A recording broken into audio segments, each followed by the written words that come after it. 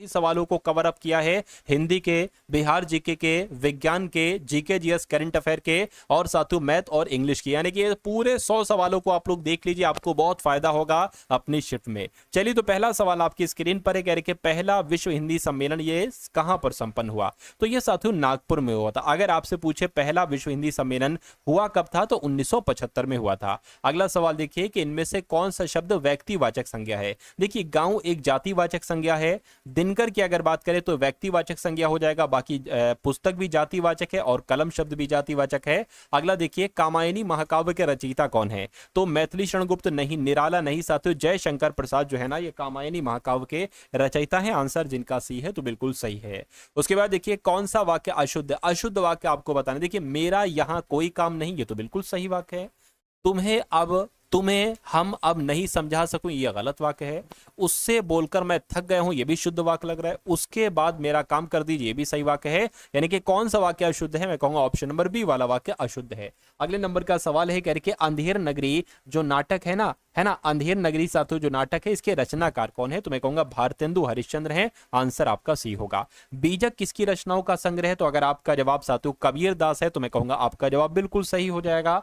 उसके बाद देखिए, कह रहे कि इनमें से कौन सा वाक्य शुद्ध है? 4 वाक्य आपके सामने है, 3 वाक्य अशुद्ध होंगे, 1 वाक्य शुद्ध होगा। शुद्ध वाक्य के बारे में आपसे पूछा जा रहा है, क्या दीवार बहुत ऊंची है ना?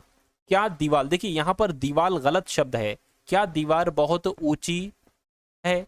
तो कौन सा यहां पर सही है? क्या दीवार, अब देखिए ये भी दीवार गलत लगा हुआ है, दा में छोटी की मात्रा दी है, और ये भी गलत है। मैं कहूंगा शुद्ध वाक्य हमारा जो होगा वो ऑप्शन नंबर ए वाला होगा। उसके बाद देखिए, अनुरक्त शब्द का विलोम क्या होगा, मुझे बताइए। तो अनुरक्त का विलोम क्या होता है साथियों? विरक्त होता है। विरक्त आपके सवाल का बिल्कुल सही जवाब है।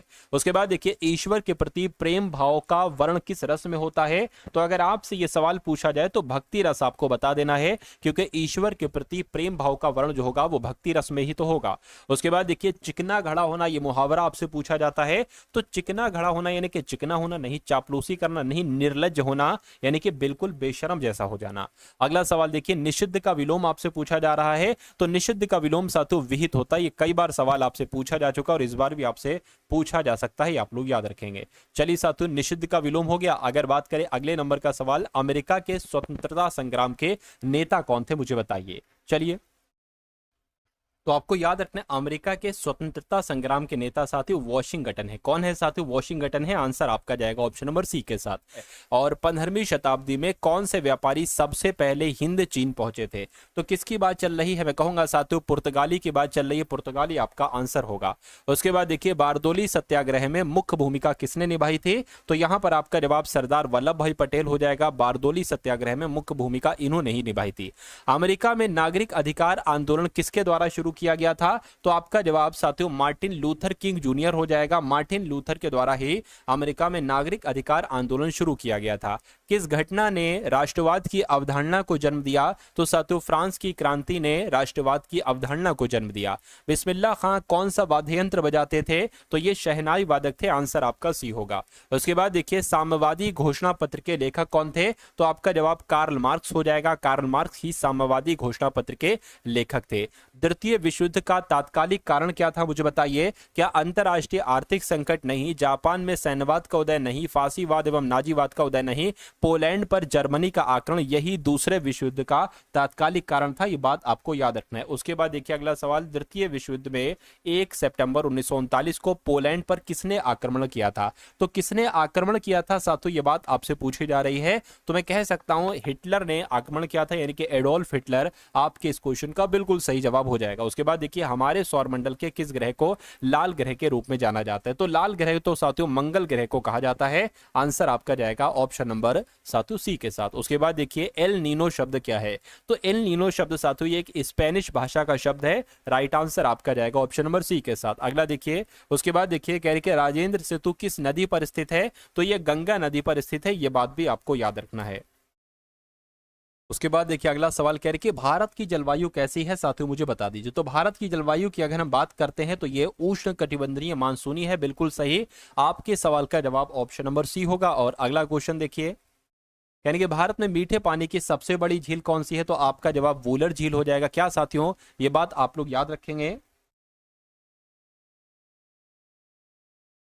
तो वूलर झील आपका आंसर हो जाएगा। और अगर आपसे पूछा जाए कि वूलर झील कहां पर स्थित है, तो साथियों जम्मू कश्मीर आपको बता देना है। कहां पर? जम्मू कश्मीर में स्थित है साथियों वूलर झील। एक और सवाल आपसे पूछा जाता है कि खारे पानी की झील साथियों सबसे बड़ी झील भारत में कौन सी है, तो आप लोग याद रखेंगे चिल्का झील है। और चिल्का झील कहां पर स्थित है, तो ये ओडिशा में स्थित है। ये दोनों बातें आपको याद रखना है। हिमालय पर्वत की उत्तरी माला का नाम क्या है, तो मैं कहूंगा हिमाद्री है। हिमाद्री आपके सवाल का बिल्कुल सही जवाब हो जाएगा। अगला देखिए, किसे फॉरेस्ट मैन ऑफ इंडिया कहा जाता है, तो किनकी बात करें, मैं कहूंगा जादव पायेंग की अगर बात करें तो जादव पायेंग को ही फॉरेस्ट मैन ऑफ इंडिया कहा जाता है। ये क्वेश्चन काफी इंपॉर्टेंट है।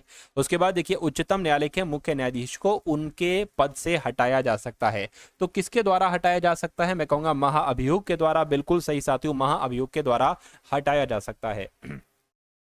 अगले नंबर का सवाल है, कह रहे कि भारत की पहली महिला राष्ट्रपति का नाम क्या था, तो भारत की पहली महिला तो साथियों प्रतिभा देवी सिंह पाटिल थी। आंसर आपका बी होगा। उसके बाद देखिए साथियों, कह रहे हैं कि भारत के नियंत्रक एवं महालेखा परीक्षक की नियुक्ति कौन करते हैं, तो साथियों राष्ट्रपति करते। बिल्कुल सही जवाब आपका, राष्ट्रपति साहब भारत के नियंत्रक एवं महालेखा परीक्षक की ही नियुक्ति करते हैं। देश का प्रथम नागरिक कौन होता है, तो राष्ट्रपति साहब देश के प्रथम नागरिक कहलाए जाते हैं। आपातकाल के दौरान मूल अधिकारों के प्रवर्तन को निलंबित किया जा सकता है, तो किसके द्वारा साथियों, राष्ट्रपति के द्वारा। आंसर आपका जो जाएगा वो ऑप्शन नंबर बी होगा। उसके बाद देखिए, संपत्ति के अधिकार की जब हम बात करते हैं तो ये क्या है साथियों, संपत्ति का एक अभी जो है ना ये एक कानूनी अधिकार है, इसलिए सही जवाब आपका जाएगा ऑप्शन नंबर ए के साथ। अगला देखिए साथियों, कह रहे कि लोकसभा के अध्यक्ष अपना त्यागपत्र, अपना इस्तीफा किसको देते हैं, तो ये साथियों लोकसभा के उपाध्यक्ष को देते हैं। लोकसभा का अध्यक्ष अगर इस्तीफा देना चाहते हैं तो ये लोकसभा के उपाध्यक्ष को देते हैं। उपराष्ट्रपति का कार्यकाल कितना होता है आपसे पूछा जा रहा है, तो साथियों 5 वर्ष का होता है उपराष्ट्रपति का कार्यकाल। अगला देखिए, विश्व में किस देश में सर्वप्रथम लिखित संविधान लागू हुआ, तो किस देश की बात चल रही है, मैं कहूंगा अमेरिका देश की बात चल रही है। सबसे पहले अगर लिखित संविधान लागू हुआ तो अमेरिका देश में हुआ।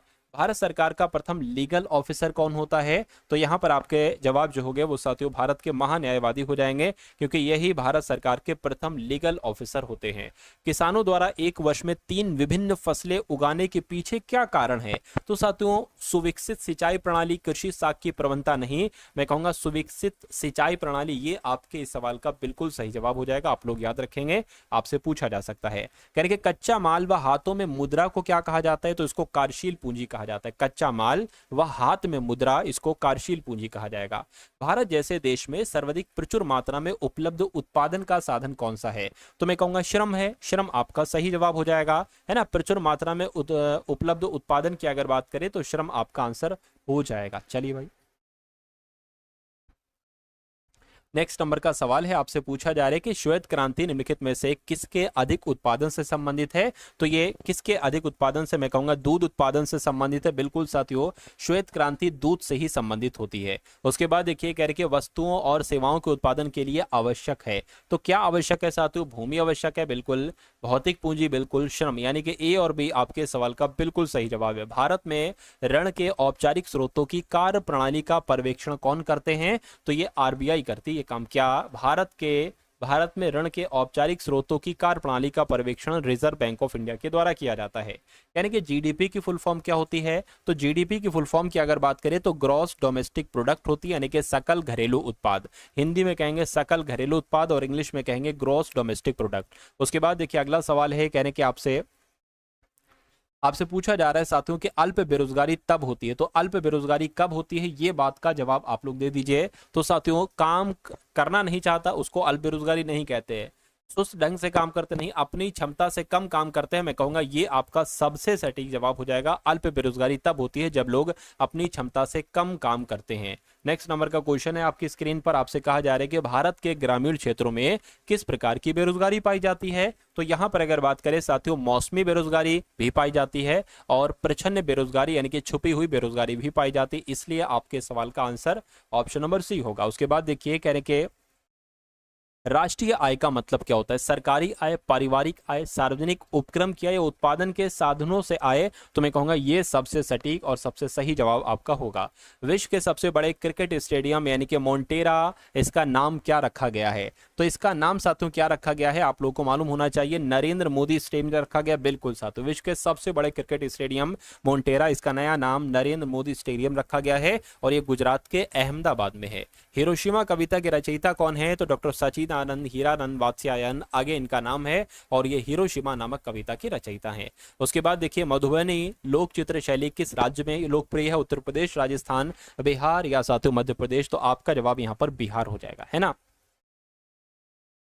चलिए उसके बाद देखिए अगला सवाल कह रहे कि आपसे अंतर्राष्ट्रीय न्यायालय का मुख्यालय सातु कहां पर स्थित है? तो अंतर्राष्ट्रीय न्यायालय की अगर बात करते सातु इसकी स्थापना कब की गई थी? 1949 में, 1949 की इसकी स्थापना की गई थी, और इसका मुख्यालय नीदरलैंड के हेग में स्थित है। अगला देखिए अंबेडकर जयंती, क्या सातु अंबेडकर जयंती की अगर बात करें तो 14 अप्रैल को अंबेडकर जयंती मनाई जाती है। 14 अप्रैल आपका आंसर हो जाएगा।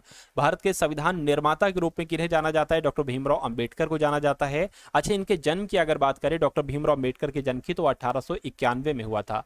कहां पर हुआ था साथियों? मध्य प्रदेश के महू नामक स्थान पर साथियों इनका जन्म हुआ था। ये भी आपको याद रखना है।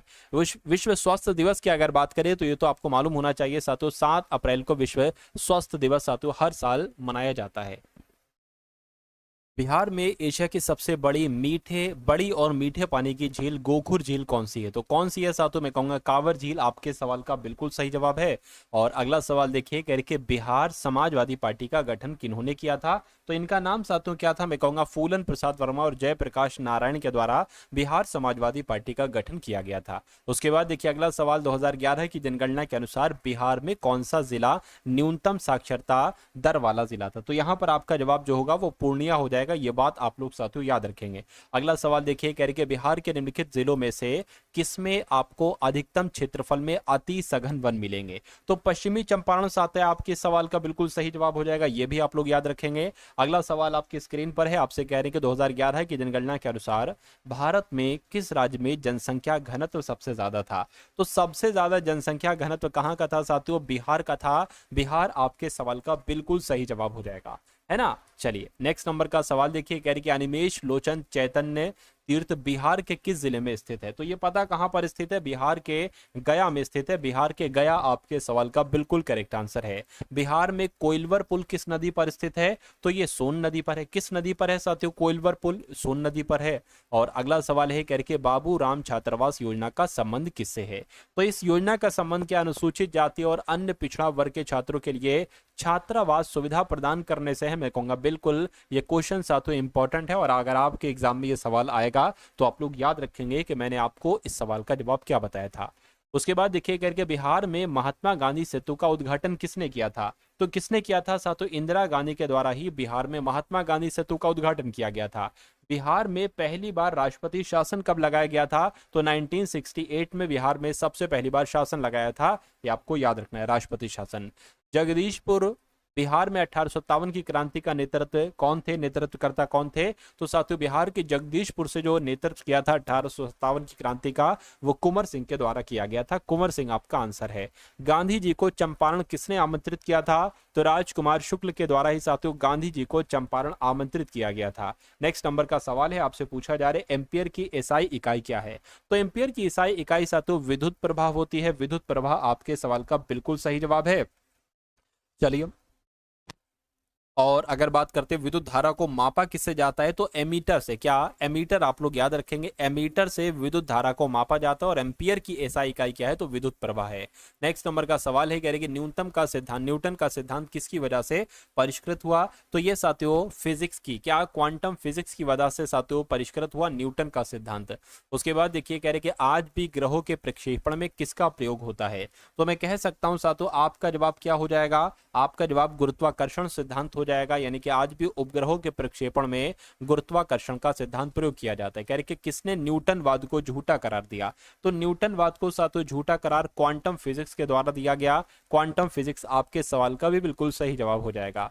द्रवों का घनत्व नापने के लिए किस उपकरण का प्रयोग करते हैं? अब यहां पर आप लोग ध्यान रखेंगे साथियों, अगर हम यहां पर बात करते हैं किसकी, तो आपका राइट आंसर होगा, एक बार मुझे बता दीजिए। चलिए चलिए तो आप लोगों को याद रखने, द्रवों का घनत्व नापने के लिए पिक्नोमीटर का भी इस्तेमाल किया जाता है। देखिए हाइड्रोमीटर का भी इस्तेमाल किया जाता है, और अगर हाइड्रोमीटर ऑप्शन में नहीं है तो पिक्नोमीटर का भी इस्तेमाल किया जाता है। अगर हम बात करें साथियों एनीमोमीटर का इस्तेमाल कहाँ किया जाए, तो पृथ्वी तल पर पवन का वेग ज्ञात करने में, और बेवामीटर का इस्तेमाल साथियों मिट्टी की यांत्रिक गुणों का पता लगाने में, और यूडियोमीटर का इस्तेमाल गैस मिश्रण के आयतन का पता लगाने में किया जाता है। अब उसके बाद देखिए अगला सवाल आपकी स्क्रीन पर है, कह रही है बैंगनी रंग के प्रकाश की तरंगदैर्घ्य लगभग कितनी होती है, तो ये 455 से लेकर साथियों 390 एनएम तक होती है, इसलिए आपका जवाब जाएगा ऑप्शन नंबर सी के साथ। उसके बाद देखिए कह रहे कि कौन सा रसायन आतिशबाजी प्रदर्शन करते समय हरे रंग के लिए जिम्मेदार होता है, तो साथियों बोरियम क्लोराइड जो मिलाया जाता है वही साथियों हरे रंग के लिए जिम्मेदार होता है। आंसर आपका जाएगा सी के साथ। उसके बाद देखिए अगला सवाल है, कह रहे कि सर्दियों के दौरान बर्फ में नमक डालने से बर्फ पिघलने लगता है, क्यों पिघलने लगता है, क्योंकि बर्फ की सतह पर पानी के हिमांक बिंदु को बढ़ाता है, नहीं, बर्फ के गहरे अंदर मौजूद पानी के हिमांक बिंदु को कम करता है, नहीं, बर्फ की सतह पर पानी के हिमांक बिंदु को कम करता है, ये आपका जवाब होगा। यानी कि अगर ये सवाल आता है तो जवाब मैंने आपको बता दिया है। नेक्स्ट नंबर का सवाल है, निम्नलिखित में से कौन सा तत्व एक अधातु है जो कक्षीय तापमान पर द्रव अवस्था में रहता है, तो किसकी बात चल रही है, ब्रोमीन की बात चल रही है, ब्रोमीन आपका आंसर हो जाएगा। साथियों अभी कुछ मिनट के बाद हम लोग मैथ के क्वेश्चंस देखेंगे और उसके बाद इंग्लिश भी होगी, सब कुछ देखेंगे साथियों हम लोग। उसके बाद देखिए निम्नलिखित में से किस तत्व की परमाणु त्रिज्या सबसे छोटी होती है, तो क्लोरीन आपका आंसर हो जाएगा। क्या साथियों क्लोरीन आपके सवाल का बिल्कुल सही जवाब हो जाएगा। अगला सवाल देखिए, इनमें से किस लवण में क्रिस्टलन जल के 10 अणु नहीं होंगे, तो किसकी बात चल रही है साथियों, क्या आपका जवाब होगा। मैं कहूंगा साथियों यहां पर आपका जवाब क्या हो सकता है, एक बार आप लोग मुझे बता दीजिए। एप्सम सॉल्ट आपका यहाँ पर आंसर हो जाएगा। क्या साथियों एप्सम सॉल्ट आपका आंसर हो जाएगा। उसके बाद देखिए अंगूर की खेती को आमतौर पर क्या कहा जाता है, तो अंगूर की खेती की अगर बात करें इसको विटिकल्चर कहा जाता है। क्या साथियों विटिकल्चर, और सेरीकल्चर रेशम उद्योग से संबंधित है, एविकल्चर की अगर बात करें तो पक्षी पालन से संबंधित है, और मेरीकल्चर की अगर बात करें मोरीकल्चर की तो रेशम कीट के लिए शहतूत उगाने से संबंधित है। उसके बाद देखिए निम्नलिखित में से कौन सा विटामिन बी का दूसरा नाम है, तो विटामिन बी को साथियों नियोसिन भी तो कहा जाता है। क्या नियोसिन भी तो साथियों कहा जाता है, ये बात आप सभी लोगों को यहाँ पर याद रखना है। चलिए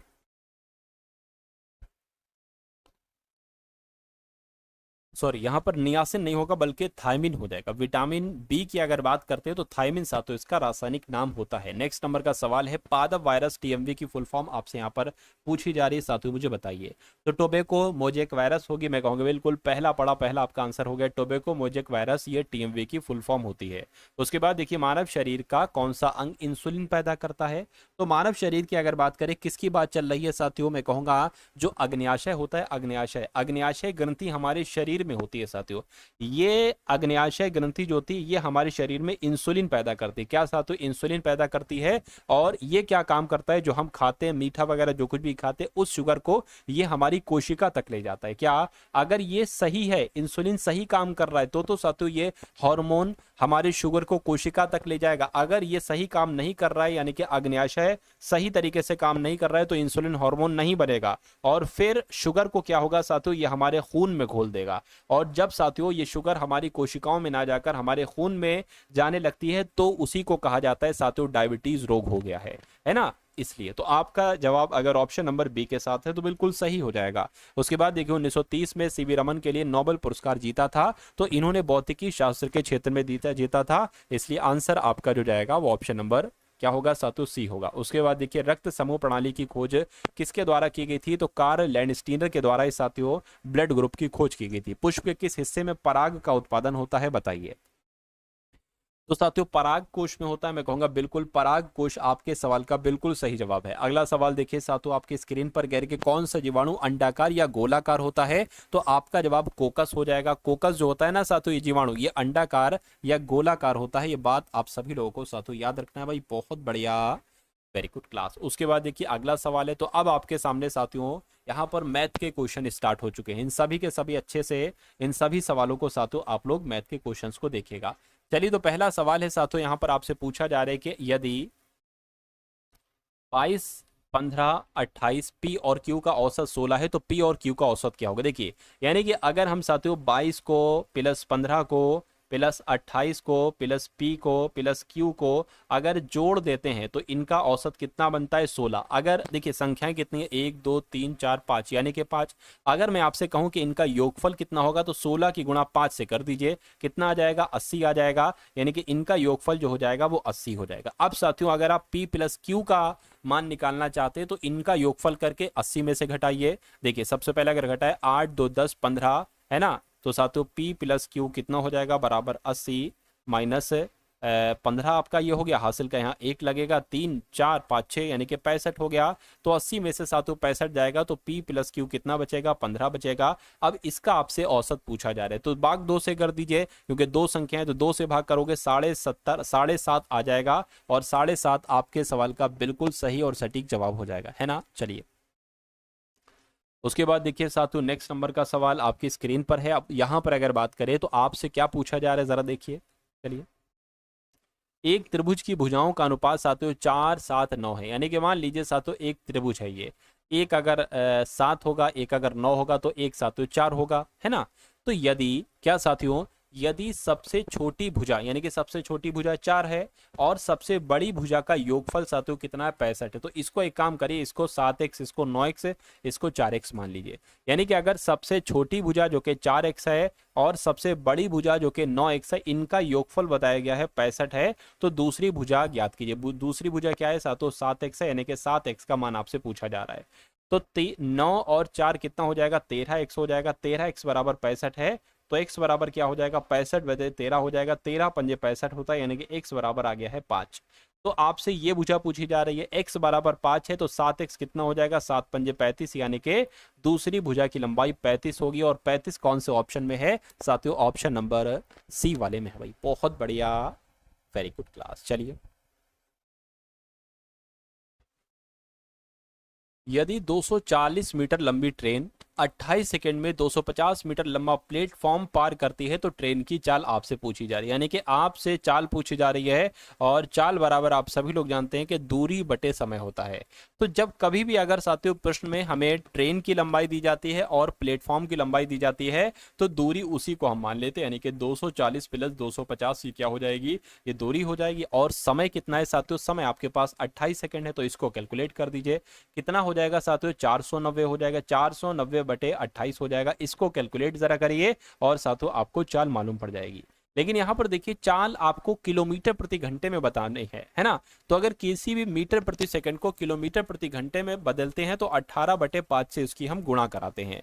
तो इसको कैलकुलेट करिए, 5 एकम 5, 5 तीन 45, 5 अट्ठे 40 हो जाएगा, है ना। और अगर बात करें साथियों इसको अगर कैलकुलेट कराएं तो 14 आ जाएगा, 2 से कट कराएं 9 आ जाएगा, 14 एकम 14, 14 सत्ते 98 हो जाएगा, 7 नियम आपका 63 हो जाएगा। यानी कि चाल आपकी जो निकल कर आई है वो साथियों 63 किलोमीटर प्रति घंटा निकल कर आई है। और ऐसा कहां पर लिखा हुआ है, ऐसा आपका ऑप्शन नंबर बी में लिखा हुआ है। उसके बाद देखिए अगला सवाल, ये भी बहुत इंपॉर्टेंट क्वेश्चन है, आपके एग्जाम में डिक्टो आ सकता है।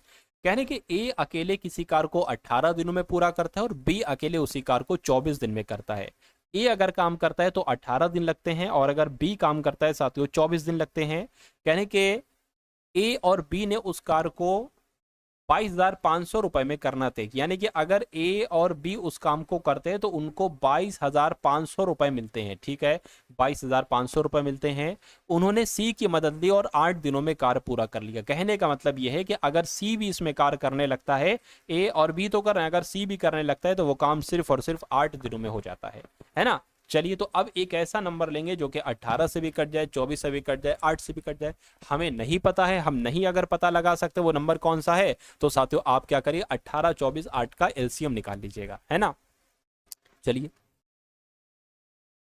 तो निकाल लीजिए साथियों 18 24 और 8 का एलसीएम निकाल लीजिए। आपको ये दिख रहा है साथियों, ये कलर चेंज कर लूँ मैं, देखिए 2 से कट करते 2 नीम 18 12 आ जाएगा, यहाँ पर 4 आ जाएगा, 2 से कट करें तो यहाँ पर 6 आ जाएगा, यहाँ पर 2 आ जाएगा, 2 से एक बार और कट हो, 2 नीम सॉरी 9 आ जाएगा, 3 आ जाएगा, एकम आ जाएगा। अब 3 से कट होगा, 3 एकम 3, 3 3 और 3 से एक बार और कट होगा। देखिए 2 दूना 4, 4 दूना 8 है ना, 8 तियाँ 24 और 24 तियाँ कितने होते 72 होते हैं, यानी कि यहाँ पर 72 आ जाएगा। तो 18 पंजे 90 होता है, 18 चौक 72 होता है, 24 तियाँ 72 होता है, 8 नहीं 72 होता है। कहने का मतलब क्या है, अभी मैं आपको साथियों बता रहा हूं कहने का मतलब क्या है। देखिए कहने का मतलब ये है कि अगर ए किसी कार्य को करता है, मतलब ए डेली जो कार्य करता है वो 4 करता है, बी डेली कार्य करता है वो कितना करता है, वो 3 करता है, और साथियों ए और बी और सी जो काम करते हैं वो साथियों 9 करते हैं। तो अगर ए एक दिन में 4 कार्य करता है, ए एक दिन में 4 कार्य करता है, ठीक है। और अगर बात करें बी एक दिन में कितना, बी एक दिन में साथियों 3 कार्य करता है। तो अगर सी की बात करें साथियों, सी एक दिन में कितना काम करेगा, 4 3 7, और तीन लोग मिलकर 9 कर रहे हैं, तो बी सी अकेला 2 करेगा, है ना।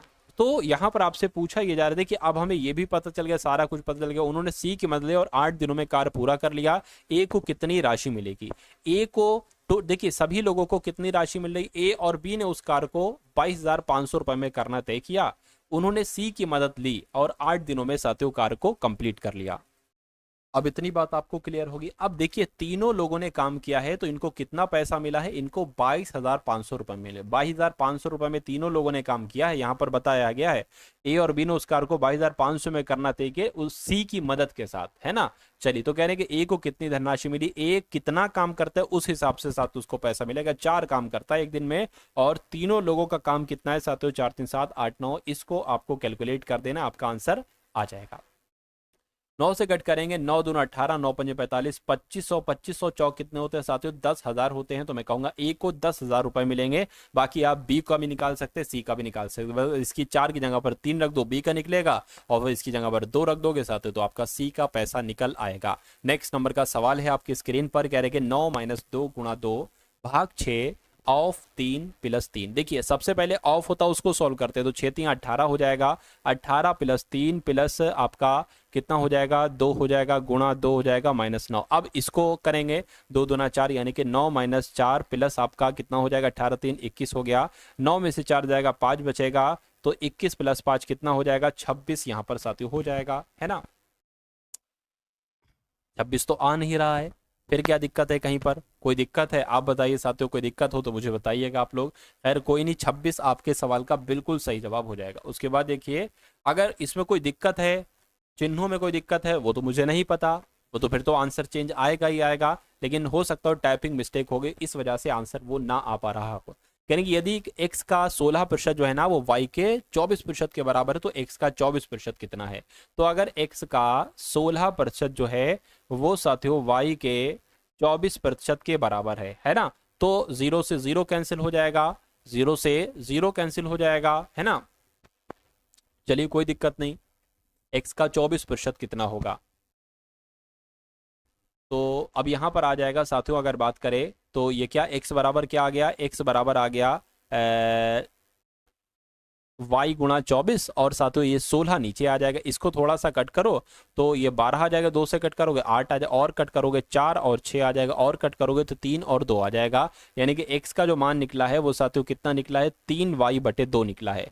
तो ये कह रहे हैं कि x का 24% कितना होगा, ये बात आप लोग यहाँ पर मुझे बतला दीजिए। चलिए यानी कि इसका 24% निकाल लीजिए, ये x की ही तो वैल्यू है साथियों, इसका 24% निकाल लीजिए, तो 2 से कट होगा साथियों तो ये 12 आ जाएगा, है ना। थोड़ी सी जगह ले लेते हैं यहाँ पर,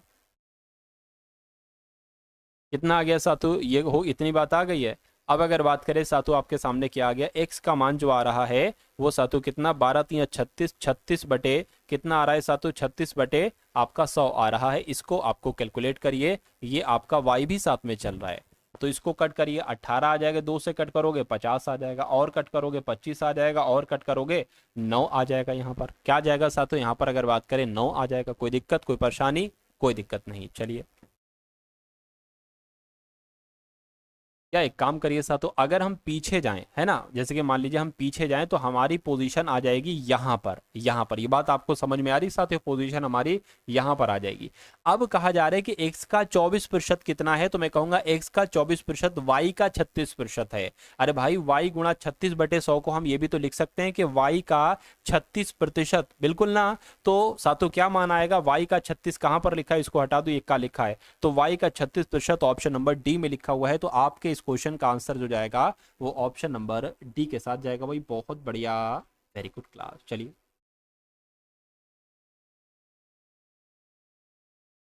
अब उसके बाद देखते हैं साथियों, अगले नंबर का सवाल है, क्या आपसे पूछा जा रहा है कि वो छोटी से छोटी संख्या बताइए, इनमें से आपको बताना है वो छोटी से छोटी संख्या जिसे 8 से और 14 से अगर विभाजित करें तो 5 और 11 शेषफल आए। यानी कि क्या अगर 8 से हम 45 को भाग करेंगे तो 5 शेषफल बच रहा है, बिल्कुल 5 शेषफल बच रहा है। अगर हम 14 से 45 को शेषफल करेंगे तो 11 नहीं बच रहे, इसलिए आंसर नहीं हो सकता, है ना। उसी प्रकार अगर बात करें, देखिए अगर हम 8 से इसको शेषफल बचे तो 7 शेषफल बच रहा है, ये भी नहीं होगा। इसको देखो, अगर हम 8 से इसको भाग करते हैं, 8 में 40, 8 छंग 48, 5 शेषफल बच रहा है। अगर 14 से करते हैं तो साथियों 14 तिया 42, बिल्कुल 11 शेषफल बच रहा है। यानी कि हमारा जवाब जो होगा वो ऑप्शन नंबर बी हो जाएगा, है ना। उसके बाद देखिए साथियों, अगले नंबर का सवाल है आपकी स्क्रीन पर, आपसे क्या कहा जा रहा है, कहने के यदि 25 पुरुष एक काम को 36 घंटे में पूरा करते हैं तो 12 पुरुष उसी काम को कितने घंटे में करेंगे। 25 पुरुष एक कार को 36 घंटे में कर रहे हैं तो 12 पुरुष उस काम को कितने घंटे में करेंगे। मैं कहूंगा इतने घंटे में करेंगे। 12 एकम 12, 12 तिया 36, है ना। 25 तिया कितने होते हैं, 75 होते हैं। मैं कहूंगा 75 घंटे का समय लगेगा। और ऐसा कहां पर लिखा हुआ है, ऐसा आपका ऑप्शन नंबर डी मिलेगा। वो भाई बहुत बढ़िया, वेरी गुड क्लास। चलिए साथ, उसके बाद देखिए अब यहाँ पर आपके सामने जो क्वेश्चंस हैं वो इंग्लिश के क्वेश्चन शुरू हो चुके हैं। तो इन सवालों को भी बहुत अच्छे तरीके से आप लोग साथियों देखिएगा। आपसे कहा जा रहा है कि एंटोनिम बताइए आर्टिफिशियल का। आर्टिफिशियल का एक तरीके से एंटोनिम आपसे यहाँ पर पूछा जा रहा है, मुझे बताइए। चलिए देखिए, आर्टिफिशियल की अगर बात करें, आर्टिफिशियल का मतलब होता है कृत्रिम, यानी कि जो हम लोगों के द्वारा बनाई गई है। लेकिन अगर इसके विलोम की बात करें तो क्या हो जाएगा, प्राकृतिक हो जाएगा। और प्राकृतिक को इंग्लिश में क्या कहा जाता है, नेचुरल कहा जाता है। तो नेचुरल आपका यहाँ पर बिल्कुल सही जवाब हो जाएगा। समझ गए ना। चलिए नेक्स्ट नंबर का सवाल देखिए आप लोग, कहने के plural of goes. Plural of goes की अगर हम बात करते हैं, चलिए प्लरल ऑफ गोज नहीं होना चाहिए, प्लरल ऑफ गीज होना चाहिए, यानी कि ये वाला यहां पर साथियों आ जाएगा। उसके बाद देखिए, out of the given alternative select one the best expression of the word exorbitant. Exorbitant की जब हम यहाँ पर साथियों बात करते हैं तो फटाफट आप लोग मुझे यहाँ पर बता दीजिए। चलिए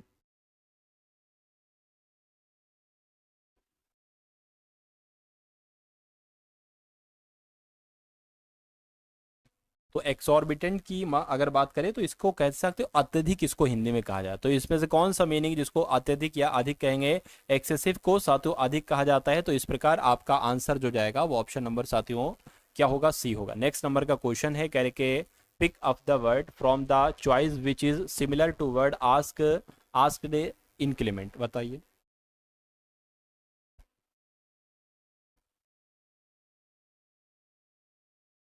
देखिए यहाँ पर माइजरेबल की अगर हम बात करें तो माइजरेबल का मतलब होता है दुखी, मेलोडी का मतलब होता है राग, और राइग्रस की अगर बात करें कठोर, और जेनियल का मतलब होता है मिलनसार। चारों चीजें मैंने आपको बता दी है ना। Pick up the word from the choices which is similar to the word ask increment, बताइए।